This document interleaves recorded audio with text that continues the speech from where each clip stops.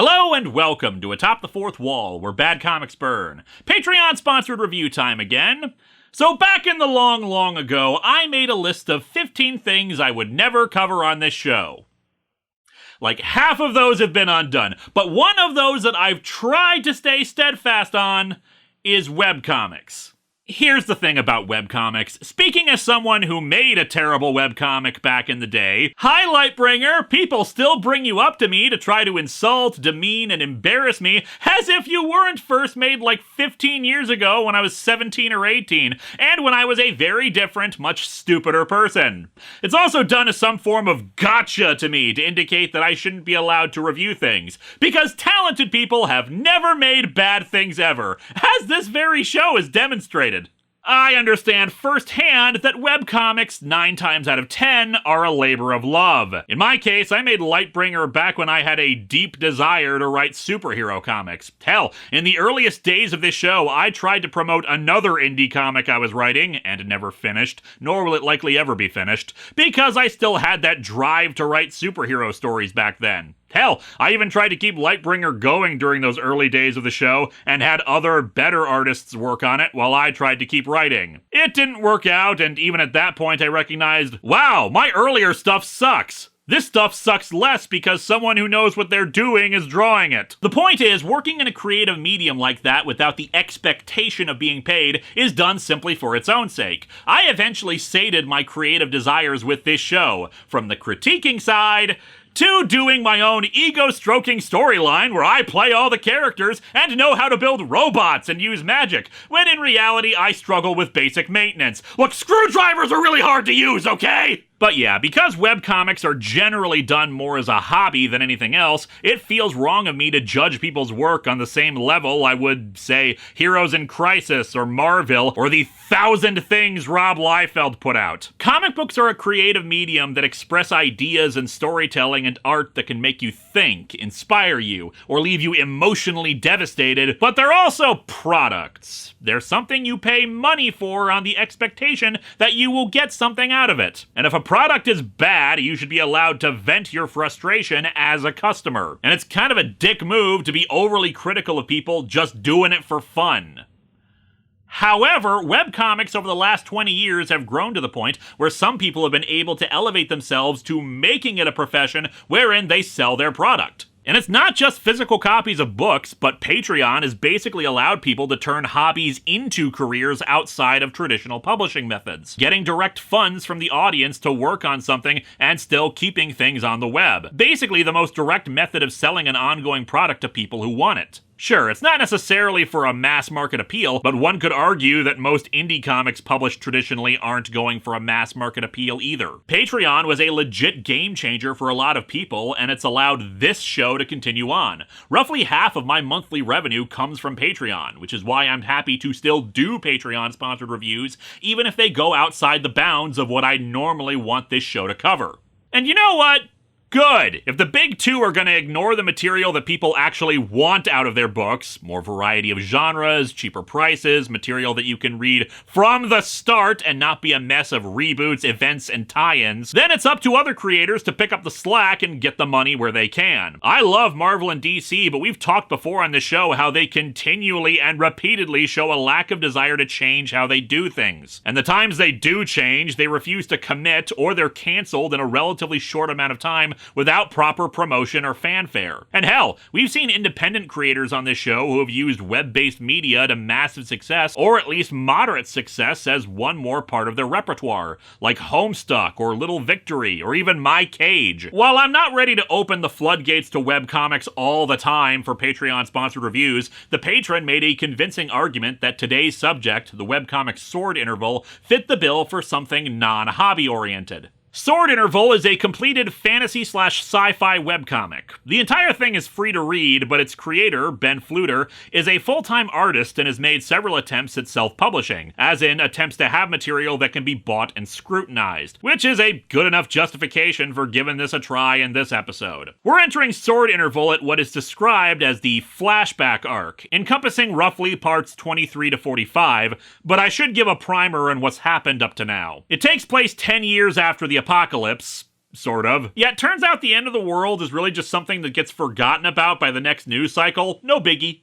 Seemingly begun where monsters began invading the Earth and, well, civilization survived for the most part. Hell, they built towns out of the skeletons of giants. I would hate to be the bar that's situated under a rib that decides to break off one day. Speaking of, that's where we come in. Our main characters are Fall Barros, whose parents were killed at the very beginning of the series by a creature known as the Hierophant, whom she is now hunting, and David Shimizu, a now retired monster hunter. The first arc of the story was about the two meeting in Giant Skeleton Town, and Barros hunting down a creature that was kidnapping people, her actions inspiring Shimizu to come out of retirement and help her in her task. The pair have just killed a trio of murderous skinwalkers for a bounty, but Barros had been reckless in taking down the last one, and as such Shimizu wants to hear her story. Particularly why the hell her eyes glow yellow. Oh, that's just because she has a Goa'uld inside her. Let's dig into the flashback arc of Sword Interval and see what her deal is.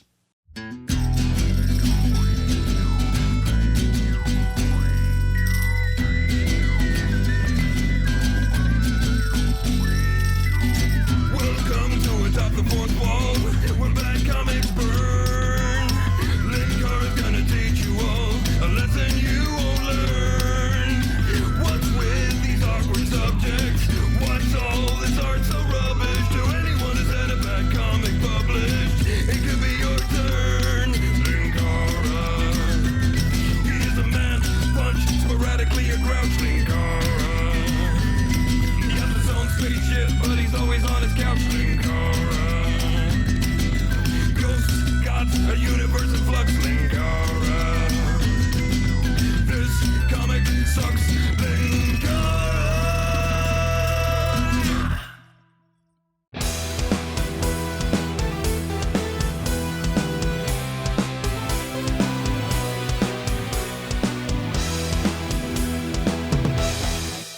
It's a webcomic, so no cover to look at. What I should note about this, though, is the format of it. It's basically one panel per line going down. It's formatted like this primarily for mobile users, constantly scrolling. I admit I'm not a fan of it, but that's just a personal preference thing. I don't like reading comics on mobile. I'm an old man set in my ways. People were shocked to discover that I still use an MP3 player instead of just using my phone, but I don't like using my phone for that or half the other things that people use phones for.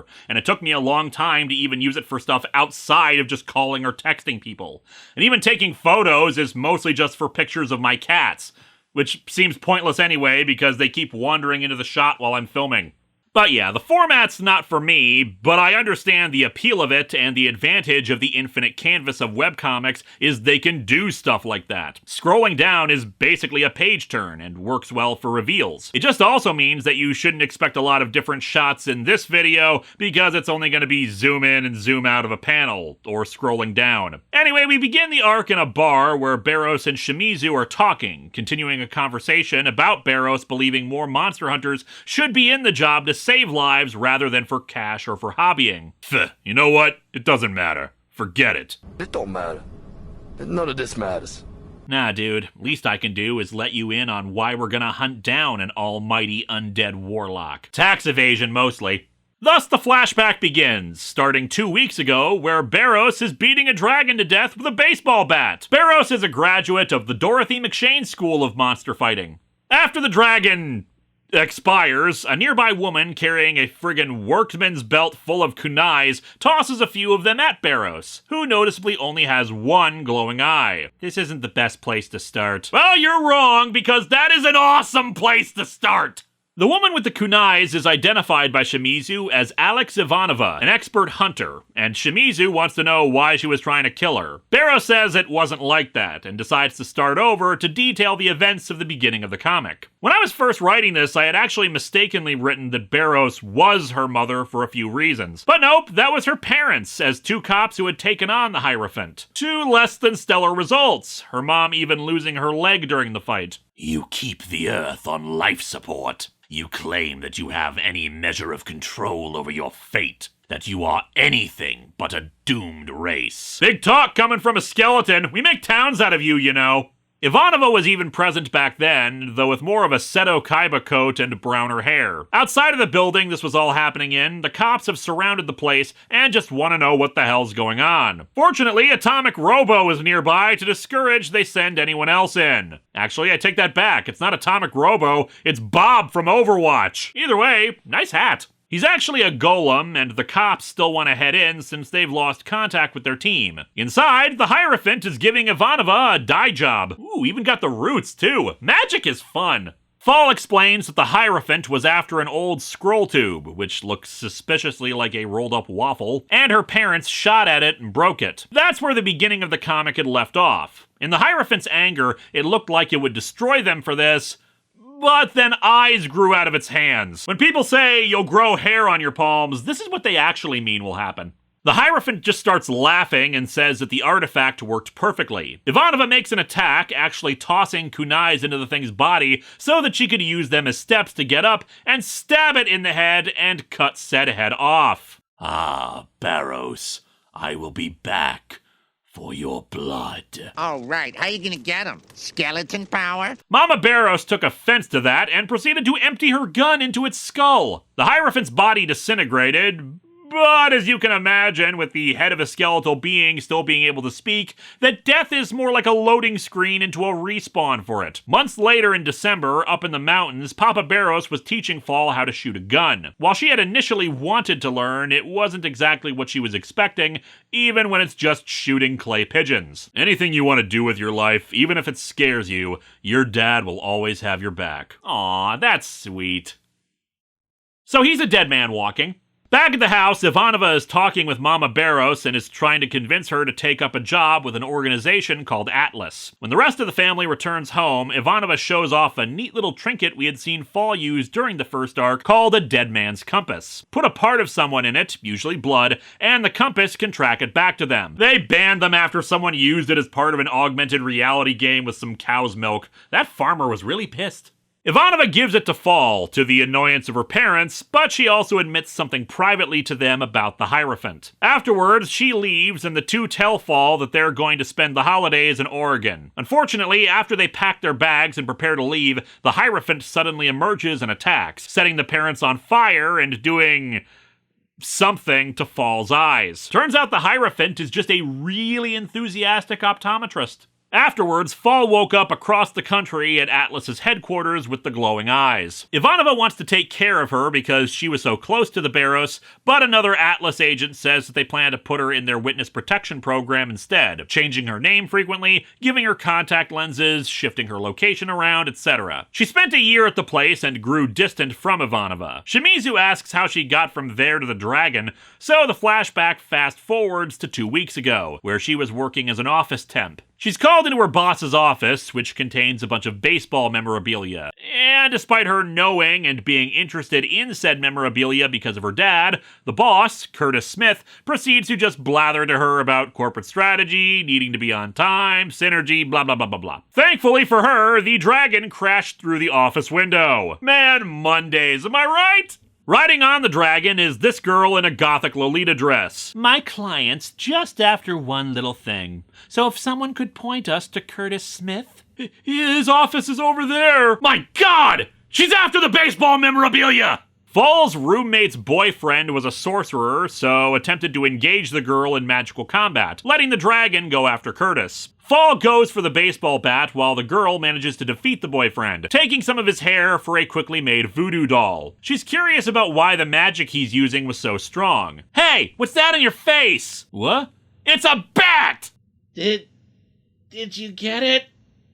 The girl quickly recovers and restrains Fall, forming another voodoo doll from her hair, but this one suddenly sprouts a bunch of eyes all over it. Oh geez, eyes are like lice. You need like 5 different kinds of shampoo for that.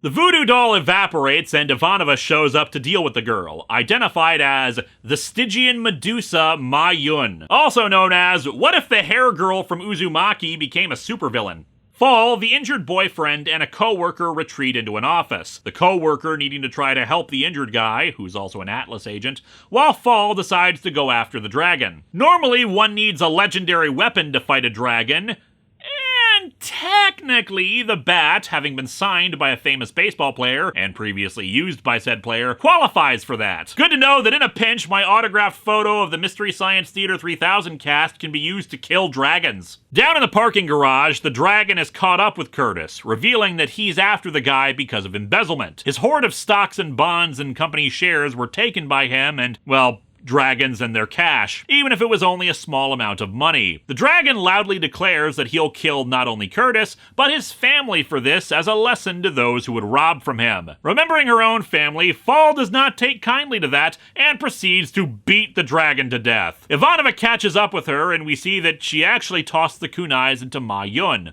who was sneaking up behind Fall. She's injured and retreats, Fall deciding, wow, I just killed a dragon. That is awesome! I quit the temp job, and I'm keeping the bat. Just as well, the blood on it kinda dropped its collector's value a bunch. Fall is pissed at the boyfriend, since apparently he was acting as a spy for Atlas on Fall, to the point where the relationship with her roommate was just to keep an eye on Fall. Wow! And I thought Thanos was bad at relationships. You suck, dude! Fall tells Ivanova and the agent that she's done hiding in witness protection and wants to start hunting monsters to save lives. She doesn't care if that draws the Hierophant back to her. As such, Ivanova suggests she check out the town she went into in the first arc, and nearby one of Ma Yun's hares seems to be observing all this. And thus we come back to the bar. Shimizu tells her that she got incredibly lucky with all this, but before they can talk further, they meet their contact who was giving them the bounty for the Skinwalkers, Agent Boyfriend McDouchebag. Shimizu tries to help her save face by not having the two interact, since she thinks they're still spying on her, but he already knows about the two partnering up. He tells Shimizu that this path will destroy her, but Shimizu has already told her as much and she's not budging on the monster hunting. Shimizu is also not stupid because of the details here. The Hierophant is not sighted for 10 years, then suddenly arrives and kills her parents while giving her weird eyes. Ma Yun's spells backfiring on her like the voodoo doll did. Clearly their concern is not that the Hierophant wants her dead,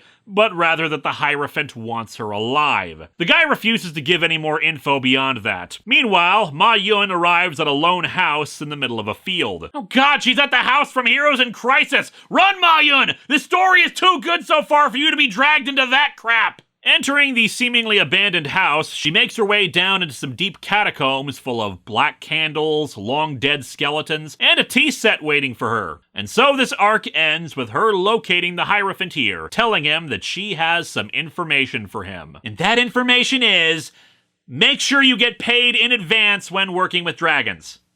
This arc is very good, as is Sword Interval. At least up until the point I've read. It's a solid modern fantasy story. The characters are engaging, the mystery is solid, and the world is familiar enough to our own so as not to feel like we're thrown into a setting that's completely alien to the reader. The artwork is good for the most part. There are a few moments where I feel like it doesn't quite work, particularly close-ups of people, but the action is pretty decent and the fight's imaginative and exciting. I'm fond of both the way magic is depicted, especially during the bit with the voodoo dolls, where it's like seeing a spellbook page shown in a word balloon, and I'm always up for some good horrific creature design. It's honestly really damn good, and I enjoyed reading it, to the point where I'm actually going to check out some more, which doesn't happen often on this show with Patreon-sponsored episodes. Not to denigrate other good stuff I've covered, it's just free time can be limited, and sometimes it's easier for my brain to just get into one thing and not another. So this hit me at just the right time. Next time, we're playing catch-up from last year. When I moved to this place, I had to cancel some episodes and reshuffle them. So time to get one of those out of the way. It's PSA Hell with Spider-Man at Robot World.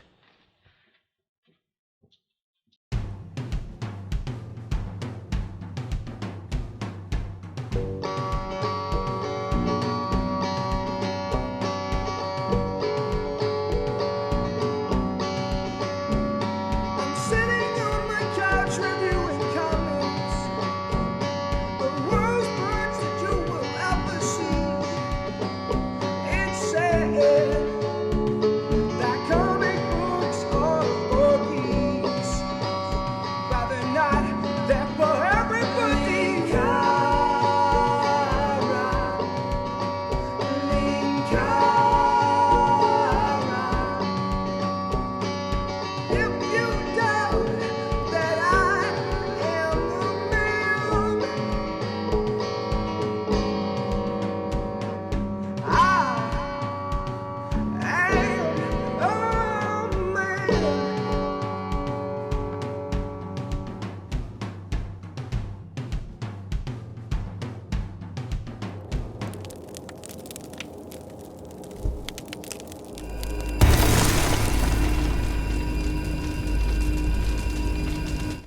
So, was the Hierophant just sitting there drinking tea before Mayun arrived?